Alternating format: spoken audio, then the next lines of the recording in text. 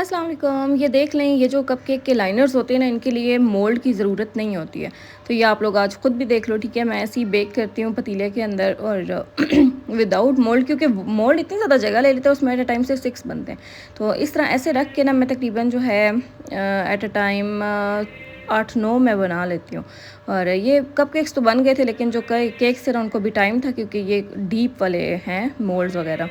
तो इनको बहुत ज़्यादा टाइम लगता है, इनको तकरीबन 1.5 घंटा, पौने 2 घंटे इस तरह लगते हैं। बाकी आ जाएँ जी इस केक पे। एक तो ये इतना प्यारा बना, दूसरा ये इतना अर्जेंट था कि मैं आप लोगों को बताती हूँ, मैंने ना इसकी बेकिंग भी नहीं की हुई थी।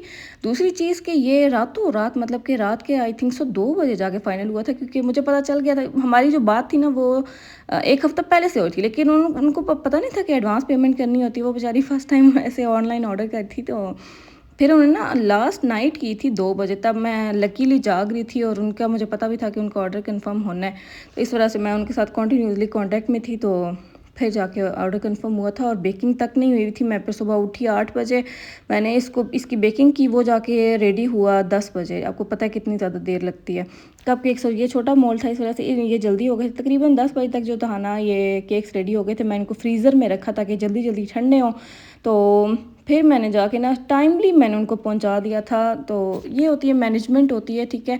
आप लोग किस तरह अपने ना टाइम को मैनेज करते हो। और मैं ना, मुझे पता है, मैं 6-7 अलार्म लगा के फिर जाके उठती हूँ।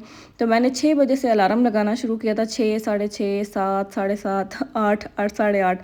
तो इस तरह के ना आधे आधे घंटे के अलार्म मेरे डेली बेसिस पे लगे रहते हैं, वरना ना मेरा उठने का दिल नहीं करता। एक अलार्म बजता है तो उम्मीद हो जाती है, चलो जी अब उठने का टाइम होने वाला है। फिर दूसरा, फिर तीसरा, इस तरह करते करते तो फाइनली मैंने उठना तो था ना 7:30 बजे था, लेकिन मैं उठी थी 8 बजे, क्योंकि ना उस दिन अलार्म का जो साउंड था ना वो बहुत ज़्यादा आहिस्ता हुआ था, तो मुझे आवाज़ नहीं आई थी उसकी। खैर मसे मसे मैं उठ गई और फिर वो केक बनाया और इतनी प्यारी फाइनल लुक थी। कस्टमर का पेपर था, तो पेपर के बाद उनको चाहिए था। और मतलब कि एक तरह से वो कहते हैं ना, क्विज़ वगैरह होते हैं पार्लर वगैरह में, या जो भी जिस तरह का भी होता है पेपर उनका। तो उनको 1 बजे चाहिए था और एग्जैक्ट 1 बजे था। राइडर पहुंच गए थे उधर और मुझे बहुत ज़्यादा खुशी हुई थी, क्योंकि एक तो कस्टमर बहुत ज़्यादा स्वीट सी थी। अक्सर होता है ना, अब देखें उन्होंने पेमेंट नहीं की थी, अर्जेंट ऑर्डर था, लेकिन एक होता है ना कस्टमर मासूम से लगते हैं वो बिल्कुल वैसी थी, इसलिए मेरा दिल किया, मैंने कहा मैं उनका ऑर्डर ले लेती हूँ। खैर 1 हफ़्ता पहले तो उन्होंने बताया हुआ था ना। तो वैसे भी अक्सर कस्टमर्स मेरे पास आते हैं जो कहते हैं कि हमने तो फर्स्ट टाइम ऑर्डर करना है, हमें तो कोई प्रोसीजर का पता ही नहीं था। तो अक्सर कस्टमर तो थोड़ा लड़ने पे आ जाते हैं, तो फिर मुझे भी होता है कि मैंने नहीं लेना इनका ऑर्डर। ये भी इतना गुस्सा करे तो बाद में क्या करेंगे मेरे साथ। लेकिन इतनी स्वीट, इतनी क्यूट सी ना, कि बस मैं कह रही थी कि नहीं, इनका लेना ही लेना है, जैसे मर्ज़ी अपनी नींदें हराम करो, लेकिन इनका ऑर्डर लेना है मैंने। उसके बाद ये बटर पेपर वाला फायर पेपर है। मैं फायर पेपर को मैंने अभी तक देखा भी नहीं कि उसकी शक्ल कैसी होती है। मैं बटर पेपर से यूज़ करती हूँ।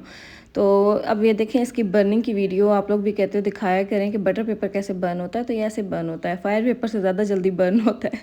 तो ये हमने आप लोगों की रिक्वेस्ट पे ही मैंने दिखाया था। और इसके बाद ये बेंटो था।